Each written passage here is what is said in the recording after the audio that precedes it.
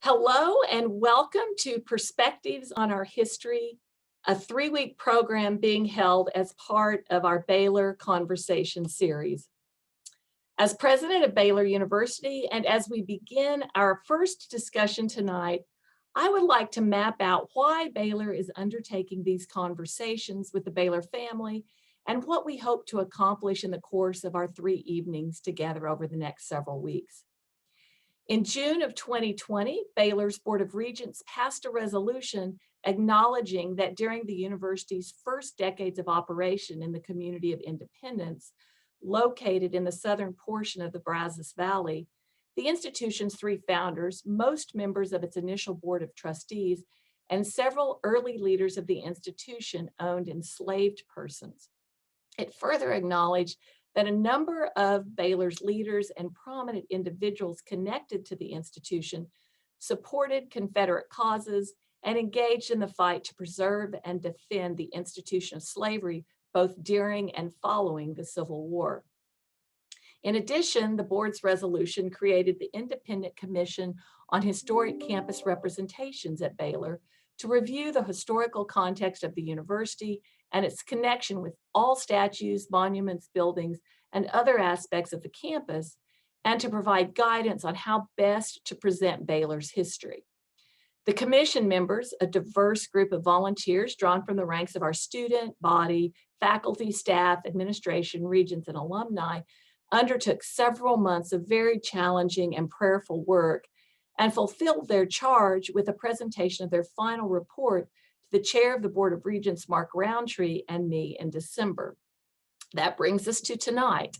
As members of Baylor's leadership engage in considering the commission's recommendations and preparing for the public release of the commission's full report by the end of March, I'm inviting the Baylor family to join together in 3 conversations that follow the same journey through history undertaken by commission members and on which the regents and administration are traveling today. These will be conversations that address difficult subjects that are painful and about which there are disagreements. However, we are committing ourselves to practicing civil discourse and open dialogue for the sake of reaching a place of mutual understanding and healing. You can place questions in the chat as we go forward for our panelists a little bit later in the evening.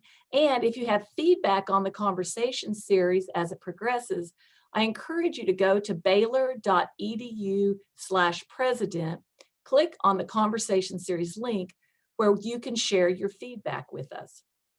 The end goal of the university's efforts to forthrightly and fully address its history and our dialogue tonight is to foster an environment of racial equality in which all students, faculty, staff, alumni, and friends of Baylor know they are valued and loved throughout the reaches of the Baylor family.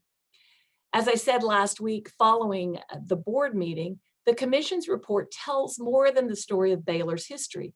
It is a testament to the importance of telling the truth, of asking for forgiveness, and of reaching out to others impacted by the institution of slavery in fulfillment of our Christian mission and in keeping with our Christian witness.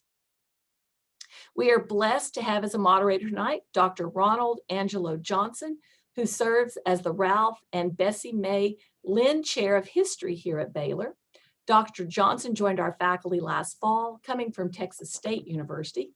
His PhD is from Purdue University, and his research takes a transnational approach to studying African-American history in the early United States with specializations in diplomacy, race, and religion. And I actually hear from his students that he's a rock star in the classroom. So I'm sure you'll see some of that tonight. So Dr. Johnson, thank you so much for agreeing to play this important role for us tonight. Thank you. Thank you, President Livingstone. It is my distinct pleasure to serve as the moderator, and I look forward to guiding us through this first conversation, which will benefit from the expertise and the perspective of our 3 panelists. Tonight, we'll be examining the history of slavery in America, a broad topic. Next week, we'll narrow the focus a bit to an exploration of history in the history of slavery in Texas and the relationship between slavery and Baptist life. The following week, during our last event, we'll concentrate on the connections between slavery and the founding of Baylor University. Following the discussion this evening, as President Livingstone mentioned earlier, our panelists will respond to questions from the audience. Please type your questions in the Q&A section, and we want to try to get to as many of those as we possibly can. And now I am pleased to introduce our panelists. First, Dr. Kate Carthay serves as the Associate Professor of History in the Department of History at Southern Methodist University. President Carthay earned a PhD from the University of Wisconsin, and she specializes in early American and Atlantic history, particularly the history of religion. Her latest book, and I can't wait till it comes out, is Religion in the American Revolution and Imperial History, and it'll be published this June with the University of North Carolina Press. Dr. Matthew Clavin is Professor of History in the Department of History at the University of Houston. Professor Clavin earned a PhD from American University, and he writes and teaches in the areas of American and Atlantic history, with a particular focus on the history of race, slavery, and abolition. His most recent book is The Battle of Negro Fort, The Rise and Fall of a Fugitive Slave Community. And I suggest everyone get that book. It will enlighten you in so many different ways. Dr. James Sidbury serves as the Andrew W. Mellon Distinguished Professor of Humanities in the Department of History at Rice University. He is a historian of race and slavery in the English-speaking Atlantic world. Professor Sidbury earned a PhD from Johns Hopkins University, and he is the author of Becoming African in America, Race and Nation in the English Black Atlantic, 1760 to 1830. And Dr. Sidbury, you don't know this, but I'll tell you now, that work has formed me in so many different ways, and I thank you. And I want to welcome everyone tonight. Now, let's begin our conversation with the big picture. I'm going to ask you all to respond to this first question, but Professor Carthay, would you please start us off by discussing how and why did slavery become a central component of American life? Thank you so much, and thank you for that generous introduction, and also for including me in this incredibly important discussion. I have a lot of respect for the process that Baylor is undergoing here, and also I gather congratulations are in order for the basketball win a few minutes ago. So congratulations to all of you. You said you were starting with a big question. I don't think you could have started with a bigger question than that. And I'll have to say, I'll defer to my fellow panelists who know this subject just left, right, and center. But I would start by just saying that slavery and the exploitation of labor is just at the very heart of all of the colonial endeavor. From before Columbus sails in 1492, the Portuguese are already looking for ways to enslave people, ways to bring cheaper labor into Europe, and also ways coming to understand that they want to do that in ways that are defined by how they think of human difference, so that they're looking for people who look different from themselves in order to use those categories. And because the slave system is so central to everything that happens in the 250 years before the founding of the nation, slavery is embedded in our economy, in our political structures, in the way we think about religion, and the way religion interacts with our lives, in our legal codes, just in everything. Thank you. Professor Sidbury. First, let me unmute myself. And I will say I freeze on Zoom sometimes, always in particularly unflattering poses. If I turn my camera on and off, it's to make myself unfreeze. First, thank you so much for that very, very kind introduction, and thanks for including me in I will just echo Kate, and it's really, really important work. I'm very happy to be here and to do that. And I'll also just kind of build on what Kate's saying, and sort of starting from this sort of really fundamental level that one of the reasons that there was this enormous demand for labor, there's sort of two sides to this. And one is the absolute devastation of the native populations who lived in the Americas in the wake of contact. And while for a long time that was kind of explained almost completely with reference to epidemic diseases, one of the really fascinating, not brand new trends, but maybe trends over the last 15 years or so, is the recognition that absolutely central to the way epidemics worked in North America was the enslaving of native peoples and the slave trade among native peoples, which forced native peoples to live in more concentrated areas, which facilitated the spread of epidemic of the pathogens that caused diseases. But there's this enormous depeopling of the Americas at the beginning, which of course is integral to all of the parts of the story of early America that we like to celebrate, the kinds of opportunity that were there for poor Europeans who came to find land, things like that. But one of the things it meant for rich Europeans was it was very hard to get poor Europeans to work for them. And so in a place in which there was lots and lots of land and not very many people, the ability to control people was absolutely central to making, to becoming economically successful, and as a result, culturally and socially successful in the New World. And so it is this depeopling and the need for labor that can be controlled by those who have capital that is central to the way that slavery, which was ubiquitous in the early modern world. So slavery existed among Native Americans, it existed in Europe, it existed in Africa, it existed in everywhere. But the particular formation of plantation slavery that emerges, first off the coast of Africa and then in the Americas, is really tied to this very, very rich soil that can grow a set of crops that are very valuable in Europe.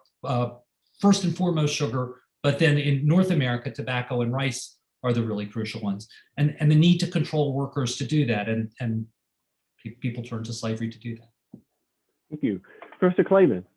Well, first off, Ronald, Dr. Johnson, thank you, and all of Baylor for inviting me. I know this is a really important endeavor that you all are embarking upon. It's not an easy one, so I appreciate having the opportunity to contribute in any small way. And I would just sort of second what Kate and especially what Jim said by sort of giving you three answers for why slavery became so central. Number one is labor, number two is labor, and number three is labor.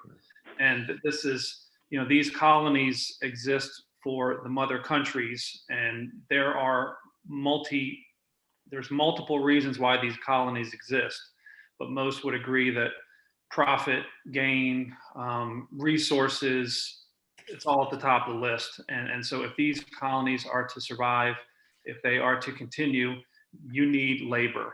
And so that's where slavery comes in. And I would just add that I'm not a statistician, I'm not an economic historian, but sometimes numbers really do matter. And just most people are not aware that in the colonial era, very long, from let's say Columbus 1492 to roughly 1820, of the millions and millions of people who crossed the Atlantic to the American colonies, roughly 2/3, some would say significantly more, were Africans. And that's sort of a showstopper right there. That's a drop your mic moment. I mean, we're talking the vast majority of colonists were Africans, and the vast majority of Africans were enslaved peoples. So they didn't even want to come to the Americas. They're brought here in shackles. And so just from a demographic perspective, and I tell students this all the time, if you want to study the Americas, American history, US history, you have to study African history. You have to study African American history. They're in the majority in the colonial period. So slavery, as Jim said, it's ubiquitous, it's everywhere. And it takes a century or two, but once it gets its foothold, it's unshakable. And so slavery is just crucial to the history of the early modern world, and there's no getting around that. No, and I want to thank each of you. You kind of really laid a foundation of just how central and how foundational slavery was to the beginning of the colonies and the United States. Professor Siberry, many people tend to think of slavery as a Southern institution, but we know that Black people were enslaved in British colonies of the North, and this includes famous people like the poet Phillis Wheatley, Richard Allen, the first bishop of the African Methodist Episcopal Church, and Crispus Attucks, the first person killed at the Boston Massacre. So, one of the questions I have for you is, what were the conditions and circumstances involved in slavery in the North?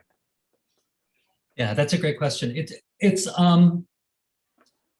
true, I think, that people who don't spend their lives doing what we spend our lives doing, when they think of slavery, they have a kind of a picture of a cotton plantation in the South, and gangs of people working across, and that's certainly a reality, and it existed. But before the American Revolution, slavery was legal in every British society, and I have frozen that.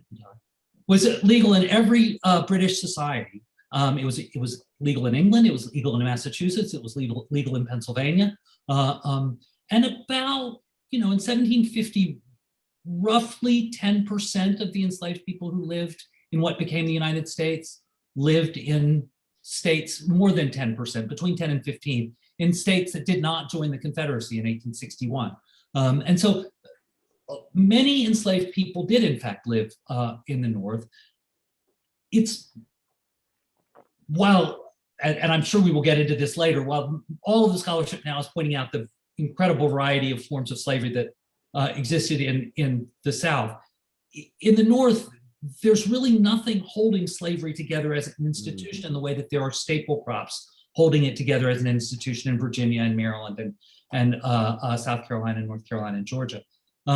So enslaved people lived, a fair number lived in the countryside. Those who lived in the countryside tended to live on family farms and do the wide variety of kinds of labor that people do on family farms. Slavery was a much more urban institution in the North than in the South. So large percentages of enslaved people lived in New York, or in Philadelphia, in Newport, in Boston. They tended to work, many worked in all of these are working ports. And so an awful lot of the labor that's done in these cities has to do with processing and loading and unloading and transporting goods. And so many worked as longshoremen, as draymen, as mariners of different sorts. Urban slavery was disproportionately female. So there were more than half of enslaved people living in many northern cities were, and this varies from city to city and from time to time. Everything is kind of in flux across the colonial period. And so any generalization is kind of problematic. But there were many enslaved women living in northern cities, that we can say. And they did different kinds of domestic labor. And the problem with that is it can give you the picture that we get from Hollywood of someone working in a big house with certain kinds of horrific experiences as tied to it. And certainly many of those would still have been there in the North. But domestic labor was incredibly difficult, heavy physical labor in the early modern world. And so they're working doing washing, in which laundry was a horrifically difficult, a physically difficult job, cooking over in kitchens that had open fires in the winter and the summer, taking care of different kinds of small animals, chickens and different kinds of animals that food came from, often responsible for childcare, often responsible for cleaning, this very wide variety. So the kind of labor people did enslaved people did in the North was just tremendously various. The one last thing I'll say, because this is really important in thinking about the experience of enslaved people, so especially enslaved people living in rural areas in the North, almost never lived in households that included more than one or two enslaved people. And so the chances for enslaved people to build families and to build communities in rural areas were not non-existent, but they were challenging in the North. One thing that meant, because of course these rural areas were all hinterlands for cities, is that the cities were particularly important as communal and cultural centers for Black life from early on, because even though households didn't have very many enslaved people in cities, early modern cities were very, very densely packed places. And so all of the enslaved people living in these places, even though many households only owned one or two people, could be a part of a much bigger community. And so that'll be particularly important once emancipation comes, when people like Richard Allen start building institutions in northern cities because of these communities. And thank you very, very much. We're going to shift our discussion geographically from the North and talk about the South. And this is a question I'll pose to each of you. But Professor Clavin, if you could start us off by discussing how did slavery grow and evolve in the southern region of British colonies and later the United States? Okay, that is impossible to answer briefly, but I will try. Okay, so again, I'm interested in like myth busting or just introducing ideas that people aren't aware with all of the time. And as colonization begins post Columbus, there's a rush of Europeans to the Americas, and shortly thereafter Africans. But the English were different. The English, going back as far as the Magna Carta, they fancy themselves the freest, liberty-loving people on the planet. And while you can't say this about all English people in the early colonial period, many of the supporters, the backers, the promoters of English colonization, they had these fanciful ideas of bringing liberty to America, if you can believe that. And the Spanish and the Portuguese and the Dutch, they're already here. They're already mistreating native peoples. They're already enslaving Indians and Africans, and it's getting bad quickly. And a historian famously said that the English intended to be the spearhead of liberty in the New World. They were going to plant the flag of freedom, and later democracy, the ideas that we all appreciate today. And it's one of those really sad stories in world history that in a couple hundred years, the English will control the Atlantic slave trade, right? And their descendants, the United States of America, will be the largest, represent the largest plantation society on earth in the early 19th century. So it's just a fascinating turn of events. But generally speaking, the English come here and they try multiple labor systems, indentured servitude. I mentioned enslaving Native Americans. Oftentimes it's removal of Native Americans, almost like deportation.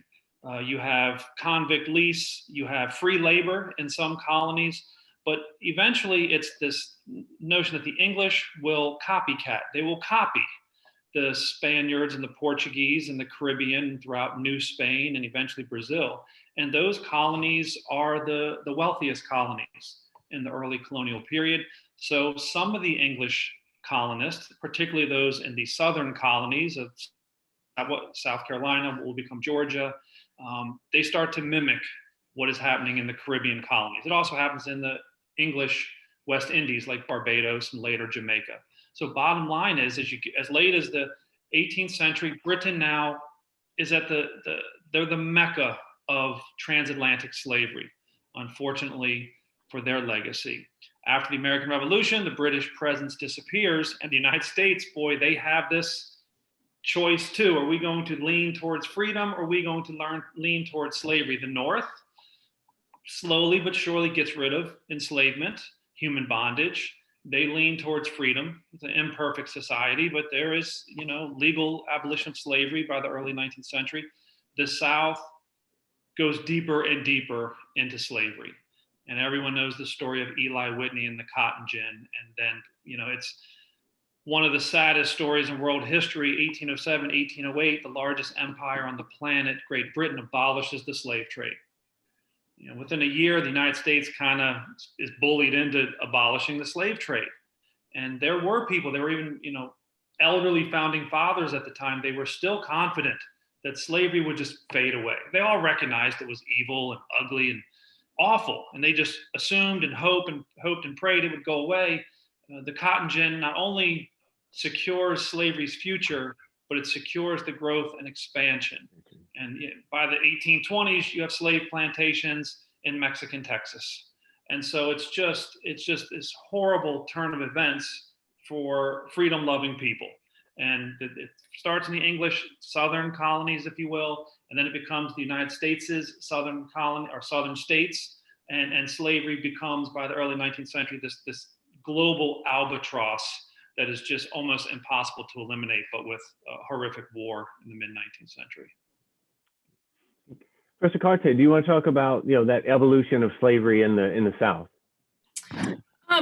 Yeah, and I think I'll come at it from a religious context, which I think is a little closer to why I'm here. And actually, sort of predating the South, I think the the first thing that's really important is to think about this slavery that we're talking about, is this Atlantic slavery, as one that's specifically directed at African laborers, right? So slavery had been ubiquitous, but the kind of slavery that African laborers are subjected to is distinctive and more intense and sort of separated from other forms of slavery, although a little bit less so from that Indigenous Americans suffered at the hands of Europeans. So as early as the 15th century, before Columbus, when the Portuguese start going into Africa, one of the first things you see from a religious perspective is renewed attention to the curse of Ham in the Bible, which up until the 15th century had not been seen as sort of universally defining Africans, the connection between Africans and Ham being cursed because of having uncovered Noah's nakedness. That was not actually a stable concept before the 15th century. That gets stabilized, and by the late 16th century, English thinkers have really kind of solidified this idea that Africans are intended to be enslaved. And this idea gets sort of very powerful at the same time that these new industries are growing up. So the idea that African laborers are the people who they are sort of, they are confident in themselves that they are intended to exploit is there before you get to the sugar revolution in the 1650s. And then in the Caribbean context that's so important to the American South, what we see is an evolution in law where political rights are, Professor Clavin was just talking about this idea of the British sort of bringing freedom, and that was so important. And in the early days in the 17th century, this is attached to Protestant freedom and the idea that Protestants have particular civil rights. But from the early days of slavery, there's a problem that if an enslaved person, and these people do all believe in monogenesis, they believe in one creation, and they believe that anyone can become Christian. But the problem is, if an enslaved person becomes Christian, are they supposed to get civil rights? And so what you see across the 17th century is a redefinition of law, so that a change in religious status cannot get you a change in civil status. At the same time, we see religious ceremonies being used in law to codify racial slavery. So baptism will not get you freedom. You may not marry. So religion and baptism, two very important religious institutions. Marriage cannot happen between people of different races, or between a white person and a person who isn't white. And so what that means is that you see religious institutions coming into play to solidify racial difference. And then, of course, at the same time, we get the idea that the child of an enslaved woman, regardless of how she became pregnant or who the father is, will also be enslaved. And so all of these ideas come together, and religion is sort of central in the mix. It's really important to have that evolution in mind, I think, before we get to the American Revolution, because the American Revolution there are some important transitions in religious freedom that happened through the American Revolution. And it's really important to understand that the religious freedom that white people fought for in the era of the American Revolution was understood as not changing the rights of their slaves. If religious freedom could change civil status, then including religious freedom in the Constitution would have meant an end to slavery. And that conversation was never on the table. And so it is absolutely essential to understand that as this religious freedom is becoming codified in a new way in the United States, it is built explicitly, consciously on top of the confidence that when Thomas Jefferson argues for religious freedom, he is not enslaving the people, he is not freeing the people he has enslaved. So that prehistory to the revolution, I think, is really important there to laying the groundwork. Thank you. And Professor Sibber, I'm going to ask you to take us, just to expand on it a little bit and talk about the differences between Black life in the North and Black life in the South. Okay, sure. Doing that. Sorry for pausing. One of the things that you always have to do then is all of these things change so much over time in this period. And so sort of figuring out where to start and where to go with this. At the time of the revolution, slavery was legal everywhere. So in legal terms, there's not a tremendous difference between the lot of enslaved people living in the North and the lot of enslaved people living in the South. In social terms, there's an enormous difference. In labor terms, there's an enormous difference. There are all sorts of very, very important ways. But slavery existed, it was legal. The children of enslaved women were born in the status of slavery. They were expected to remain enslaved people their entire lives. That changes with the revolution as northern states, as Matt told us, abolished slavery slowly, imperfectly, in all sorts of complicated ways. And we get what Lincoln sort of famously referred to as a house divided, a nation state, part of which recognized slavery as a legal institution, and part of which did not, or it recognized it as a legal institution, but not within the bounds of the particular state. And so when that happens, you get this very, very profound split between the experiences of people of African descent in the two places. In the South, slavery becomes not completely, because plantations in North America are always quite small in an Atlantic perspective compared to sugar plantations elsewhere. But you get a society that's dominated by plantations, and a place where more than half of enslaved people lived on plantations in most southern places. And in those places, you get these very, very powerful plantation and neighborhood communities. And why I make that distinction is because while many enslaved people didn't live on a plantation, about half the enslaved population didn't, most lived close to one. So in the South, there would be neighborhoods would have large estates and then yeoman farmers or smaller farmers around. And so these neighborhood communities would be centered on plantations. There was widespread conversion among African and African descended people to mostly evangelical Christian denominations in the 1770s and 1780s and 1790s and first decades of the 19th century. There are all sorts of parochial arguments among historians about exactly what the rate of that is, but I won't bore anyone with those. But when that happened, the slave church became a very, very powerful kind of integrating force in slave communities. There's much more that I could say about the South, but instead I'm just going to say one thing that sort of builds on something that Matt said earlier, and something that I think we pay way too little attention to. One of the real, landmark accomplishments of anti-slavery in the early American period is the outlawing of the Atlantic slave trade.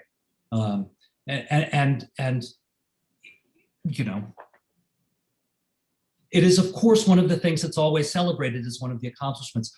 What we often lose track of is who actually paid the price for the outlawing of the Atlantic slave trade, because it was enslaved people who lived in Virginia and Maryland and North Carolina and eventually Kentucky.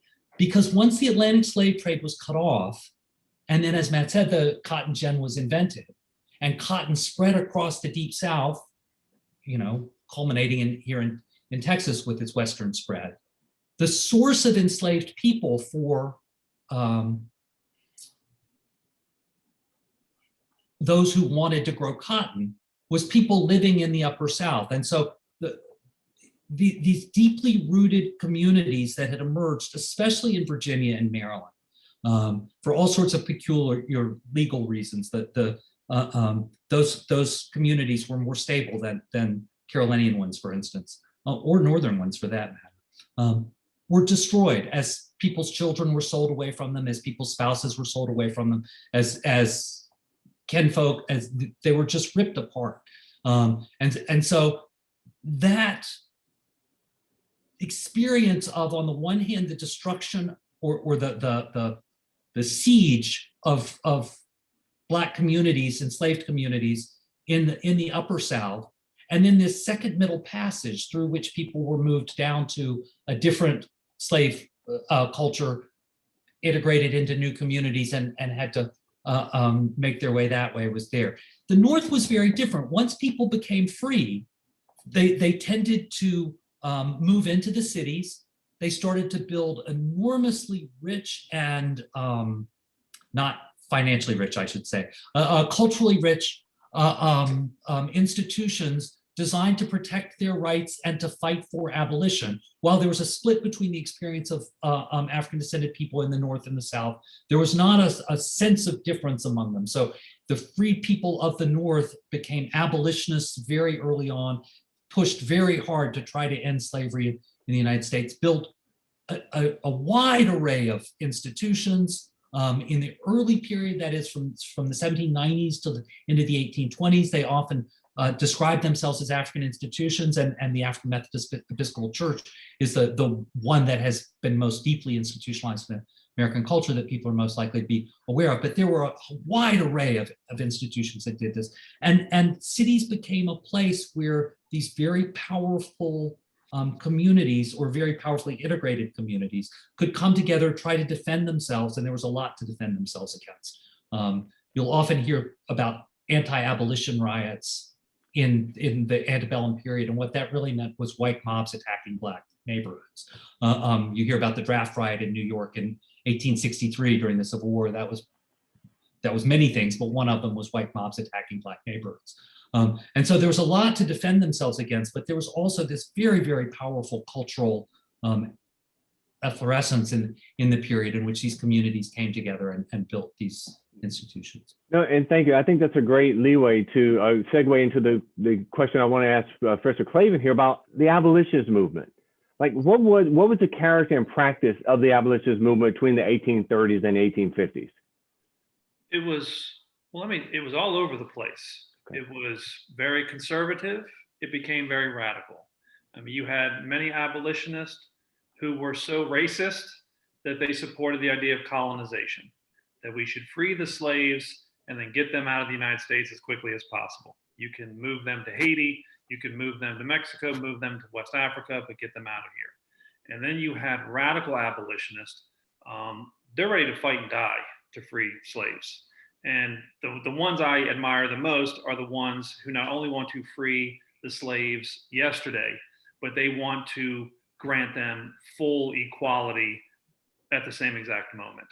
And so the other point is, and it's very, I think, very important, is there's not a lot of abolitionists in United States history. And there's a lot of popular culture today, and everyone says their grandparents worked on the Underground Railroad and everybody was trying to help free the slaves. No, there were a lot of Northerners, particularly, who were anti-slavery. They did not like slavery. They did not in any way, shape, or form mean that they liked African-American people. And then there were people who were egalitarian anti-slavery advocates, but they weren't willing to take a stand. They weren't willing to lose their job. They weren't willing to fight to free the slaves. So the abolitionists, and you can't figure out the number, but it's 1%, 2%, 3% of the Northern population. I would argue once Uncle Tom's Cabin comes out, you're probably getting 10, maybe in the teens, but that's a very small proportion of just the North we're talking about. So of the American population, very few Americans were willing to stick their necks out for Black people, quite honestly, in the early 19th century and the mid 19th century. So the abolition movement, it deserves all of the attention it is getting from historians in the last 10, 20, 30 years, because without the abolitionists, you don't have a civil war in 1861. You really don't. They are largely responsible for events that lead ultimately to emancipation. But we can't make a mistake of, it's almost like in US history, we want to congratulate half the country for being on the side of the slave and sort of, blaming the South and just, saying slavery was a purely Southern thing throughout history, but it's far more complicated than that. And so if you want to stand up and applaud abolitionists, you're applauding a very small group, a group of people who, like I said, they wanted to free the slaves. They wanted to end slavery instantly after the 1830s. It becomes this idea of immediatism. But then there's also an even smaller group of the abolitionists who believe in voting rights, property rights, every sort of civil right you could imagine guaranteeing to a citizen. So I love and am passionately involved in researching and telling the story of the abolitionists, but day after day, I'm reminded how anomalous they actually were, how brave they were, because they were completely unpopular, would be the word.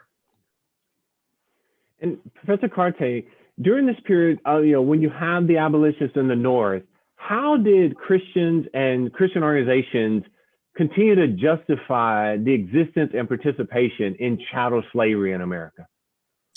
You know, that is such an important question because it's you know, when I teach this subject, I often get students, particularly students who come from a Christian background, saying that the people who did the enslaving just weren't Christian, right? And that reflects their understanding that slavery is not a Christian institution today, or that slavery as it was practiced then was not a Christian institution.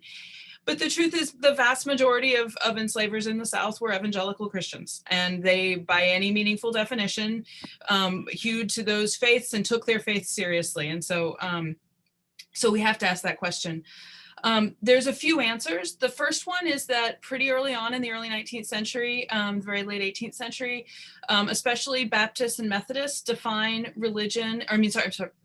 define slavery as a civic rather than a religious institution. So they think about separation of church and state. They seek to hold their institutions separate from what is impure in the society, and they leave it to the society to regulate slavery. And so they kind of disengage from the question a little bit in that way.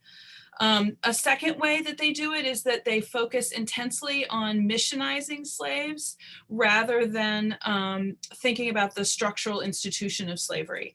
And this is actually one of the key factors that leads to the splits between the churches, North and South, is that Southern evangelicals who are responding to the threats that they see coming from abolition emphasize the need to bring Christianity to slaves and bring slaves into their churches. There are some number of biracial churches, and actually African Christians do have some power in their capacity to select churches that they will go to and those that they won't go to.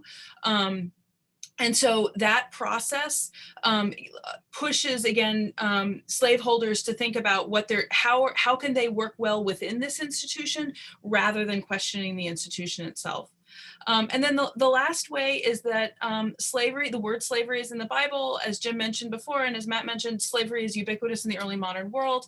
And so this becomes a debate over whether slavery is biblical rather than a debate over whether the way they're treating their fellow humans is just, right? So they shift the debate onto this sort of hermeneutical question about how best to read the Bible.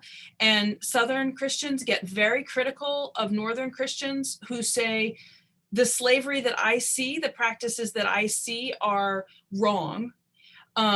Because those who want a more literal reading of the Bible will say that the people who are saying it's wrong are using some sensibility outside of the Bible to level that critique. And that leads sort of as part of a long trajectory towards what even today would be defined as a more liberal reading of Scripture.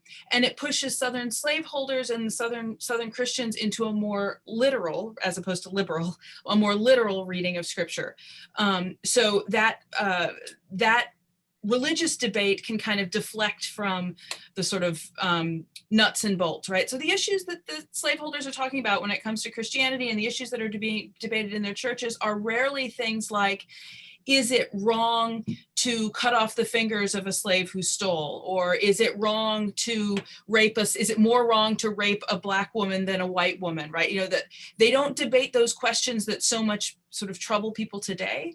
What they're going to be debating are things like, is it right to use an external sensibility to read Scripture, right? And then they can deflect. And I think that that kind of gets them towards that place. I don't want to call it rationalization. It's more deflection. No, thank you very, very much. And so now we're kind of getting to the close of our before we open it up to Q&A. So I want to ask this question here of all of you. And Professor Sibber, I want you to start us off here. What are some of the ways in which we as individuals, when we more closely examine history, and particularly the history of slavery, how can that help us, help our communities and our country move forward in conversations about race? That's a huge question and an incredibly important one. I guess I would say to start with, it can be frustrating as a historian to see the degree to which people want to relegate slavery and its importance to the past. There's a way in which people want am I here? You're Yes. here. Okay. We can hear you. And it's a way that they want the Civil War to be the end. And it's really hard, I think, for people to wrap their heads around the fact that there are still people who are the grandchildren of enslaved people. That slavery is not very far in our past. It's not nearly as far in our past as it is deeply rooted in our history. And so it seems to me the most important thing, not the most important, there's so many important things, but one very important thing is for people to understand that 300 years of an institution's effect on our culture,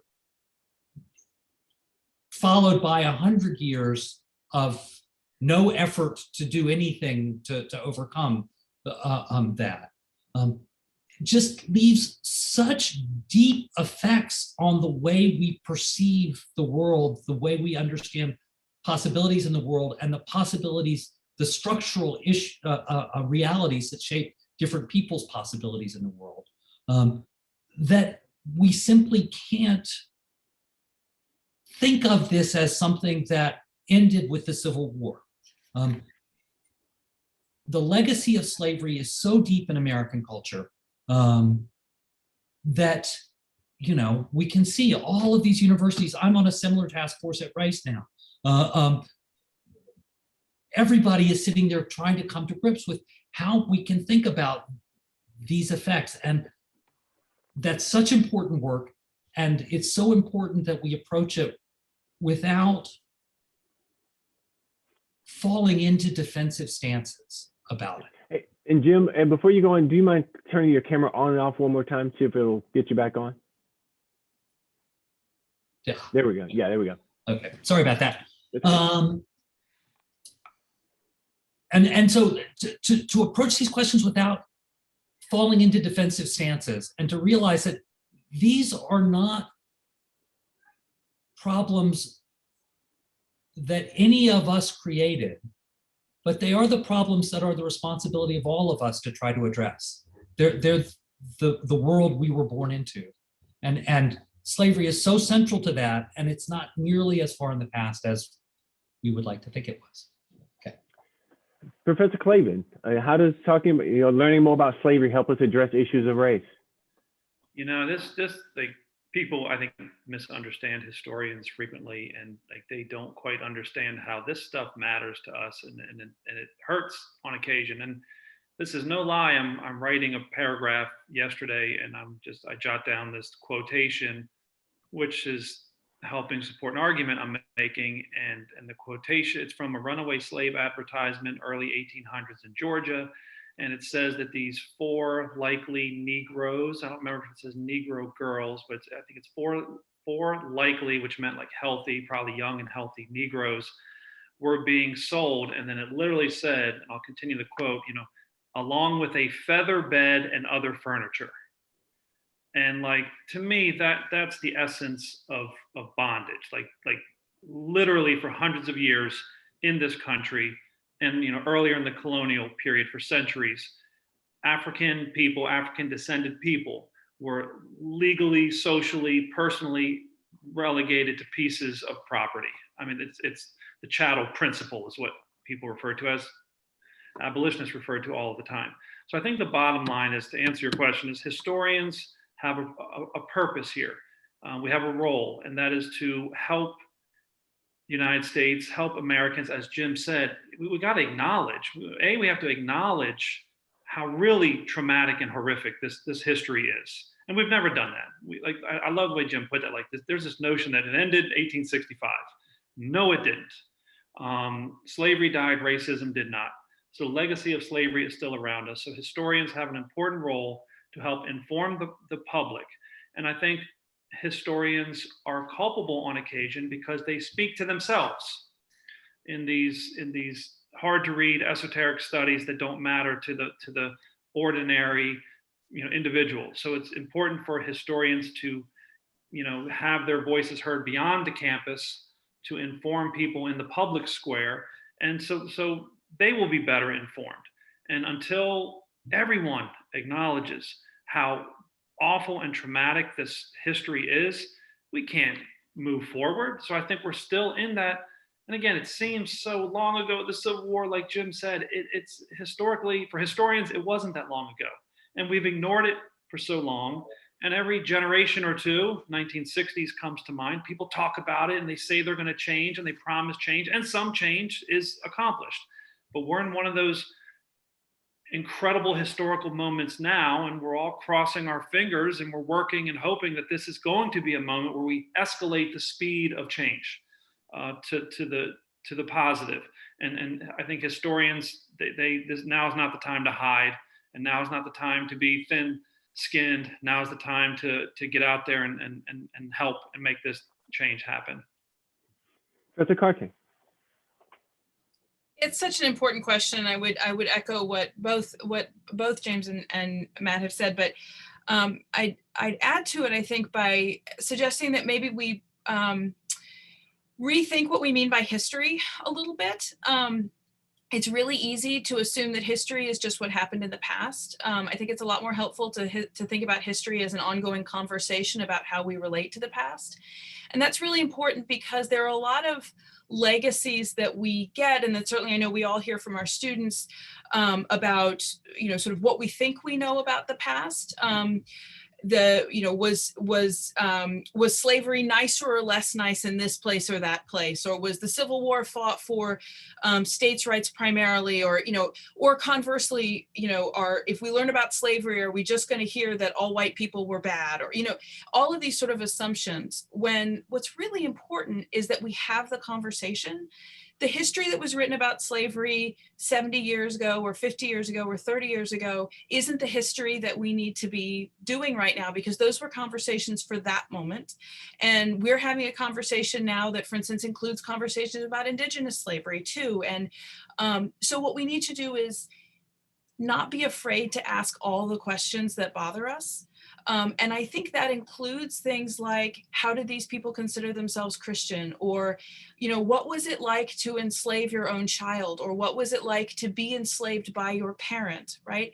And to see if either historians have figured that out, if you're really driven, maybe, we've got Greek grad programs at all of these schools, right? You can go and study it.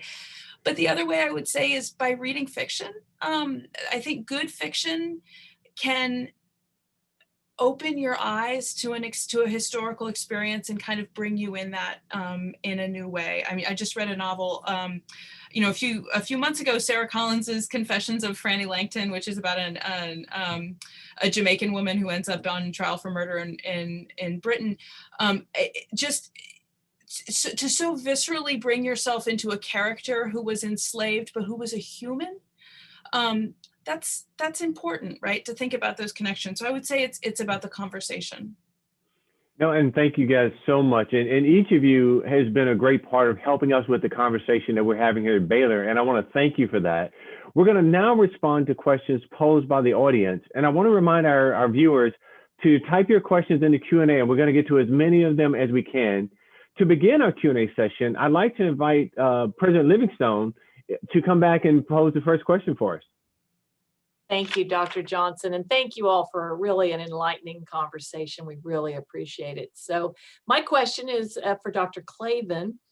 So how or have the heroes of the American Abolitionist Movement been celebrated since the end of U.S. slavery, and do they have statues in their honor across the country in a manner that might be equivalent to how Confederate heroes have been celebrated in the South?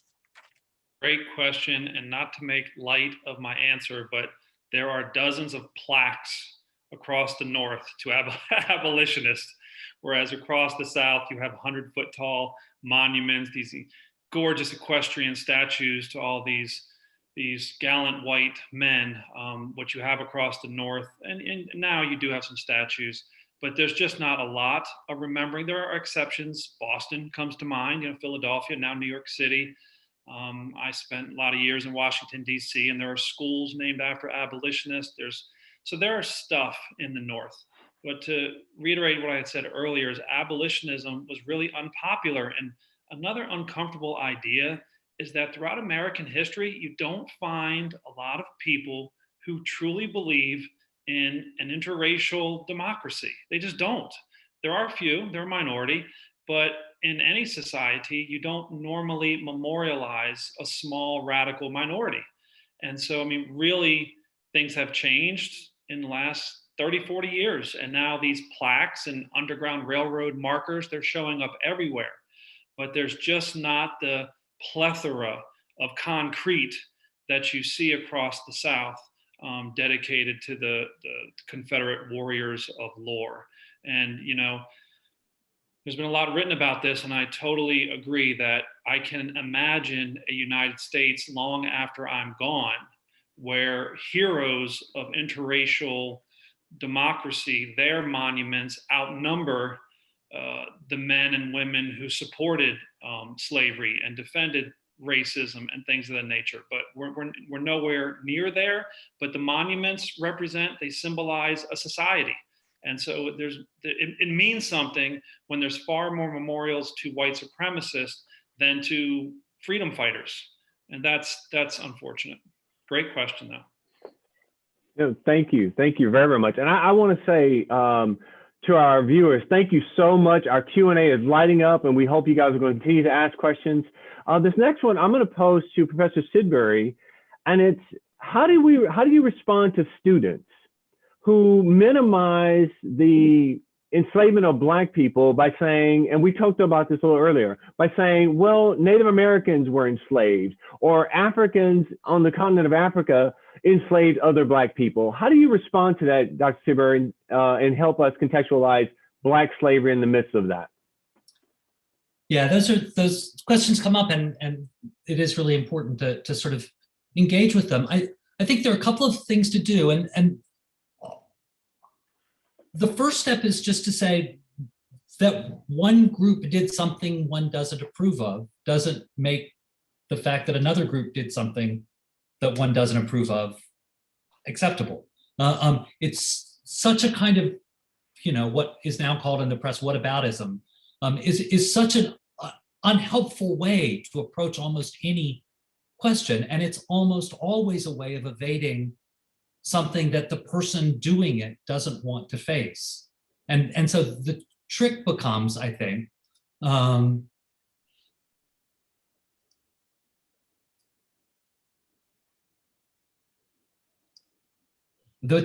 sorry, my video is not good. The trick becomes trying to get students, in my experience, it does not help to say it quite as bluntly as I did right then when a student does it. So the way that I try to approach it is to say, it seems to me, if you're asking that, there's something really that you don't want to face about this kind of question. I think it's important to ask why that's true. And if it's coming out of some kind of sense of what strikes me, though I don't say this either, as false patriotism, then I try to say you don't really love your country if you only love it by denying what happened, right? That if you want to have some kind of engagement with the society you live in which you have actual legitimate pride in it, it has to be a pride that encompasses the things that are not perfect. And that's a difficult thing, and you've got to think through it, and you've got to work through it, and you've got to figure out what is worth celebrating and what isn't. But if you're not willing to confront what isn't worth celebrating, then you really don't think there's anything that is worth celebrating, or at least you don't think there's enough that's worth celebrating to overcome what isn't. Thank you. Professor Carthy, I think this question is for you. How do today's fundamentalist Christian churches in the South in particular recall the Civil War and today justify the Confederacy in religious terms? So the Confederacy is, I think what's really important to remember is that the Confederacy is a pretty short-lived phenomenon.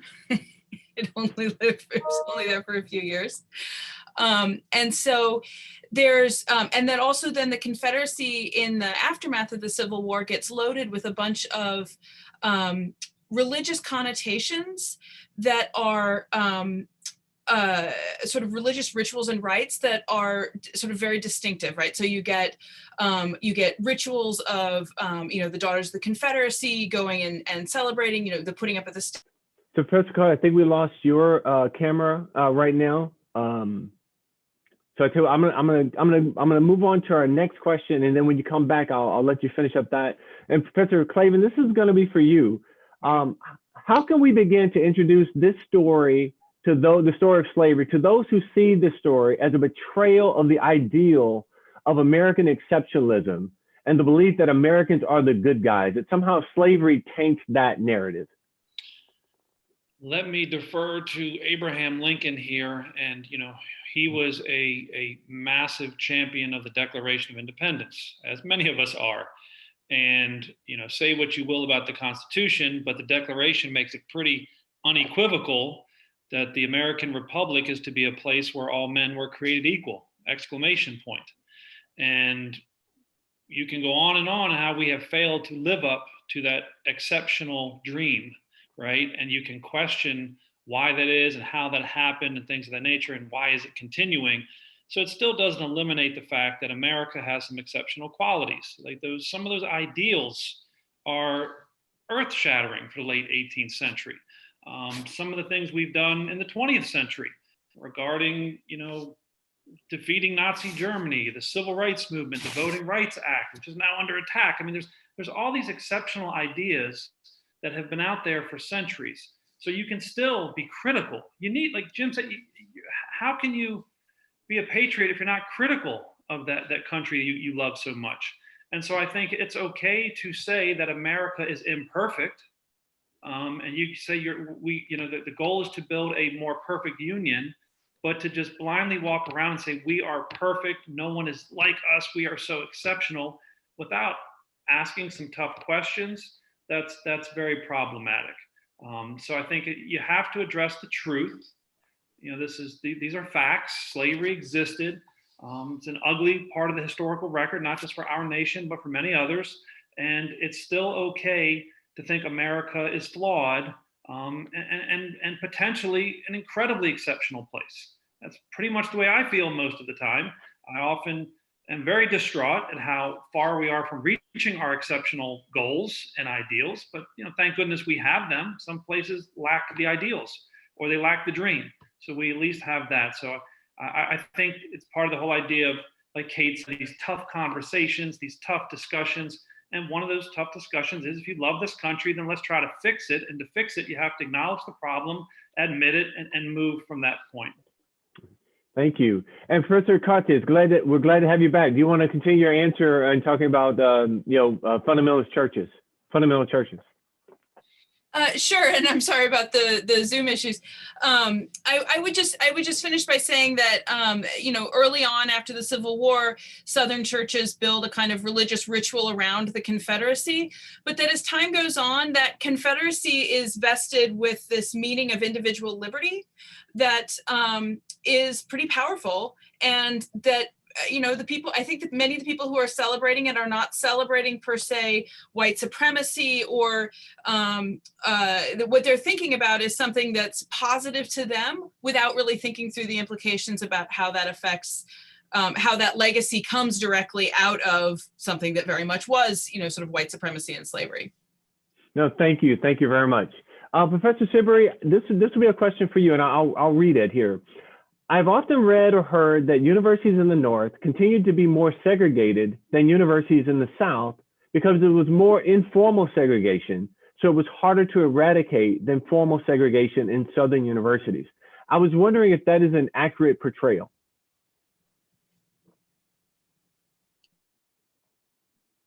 That's an interesting question. First of all, I just want to say I don't feel particularly qualified to answer it. It's such a huge generalization, such a complicated one, and people, so much depends on time, so much depends on which university, so much depends on how one looks at these things. I mean, it's certainly true on some level, and a really, really crucial level, that Southern universities were legally segregated for 100 years after the Civil War, and Northern universities were not. And so there's a distinction that is absolutely fundamental at the foundation. In terms of the way, I don't want to evade the question. I honestly don't feel like I can give a useful answer in terms of the way people choose to live their lives in dorms at different. I'm 62 years old. It's a long time since I've been in it. No, thank you for that. So first, this will be a question for Professor Clavin, and I'll read it here. A question I have for Dr. Clavin is, in what way did white abolitionists challenge anti-Blackness versus anti-slavery? As a student of Dr. Johnson's, I don't know who the student is, but I'm very thankful they wrote in. As a student of Dr. Johnson's, we discussed the difference between the two, anti-slavery and anti-Blackness, yet history books often focus on abolitionism in the economic sense rather than through the lens of humanism. Would love to know your thoughts. You know, to go back to that abolition of the Atlantic slave trade that, you know, begins in England, where the first large-scale organized abolition movement is rooted. And that taught British abolitionists, and which then taught US abolitionists, that it was way easier to legally eliminate the slave trade than to get rid of white supremacy.